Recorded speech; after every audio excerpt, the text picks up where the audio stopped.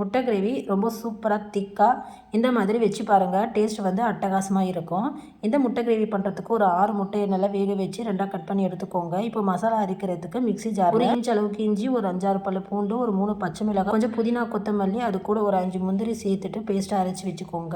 இப்போ இந்த கிரேவி பண்ணுறதுக்கு வந்து கடாயில் வந்து 4 டேபிள் ஸ்பூன் எண்ணெய் சேர்த்து ஒரு பெரிய வெங்காயம் சேர்த்து நல்லா கலர் மாற வரைக்கும் வதக்கிட்டு கூட 2 தக்காளி, கொஞ்சம் உப்பு சேர்த்து நல்லா வதக்கிக்கோங்க. இப்போ இதில் மஞ்சள்தூள் 1/4 ஸ்பூன், ஒரு 2 ஸ்பூன் மிளகாய்த்தூள், 1 ஸ்பூன் மல்லித்தூள், 1/2 ஸ்பூன் சீரகத்தூள், 1 ஸ்பூன் கரம் மசாலா, அது கூட 1 ஸ்பூன் மிளகுத்தூள் சேர்த்து நல்லா வதக்கிட்டு இப்போ இதில் அரைச்ச விழுது சேர்த்துட்டு கம்ப்ளீட்டாக கலர் சேஞ்ச் ஆகிற அளவுக்கு நல்லா வதக்கி எடுத்துக்கோங்க.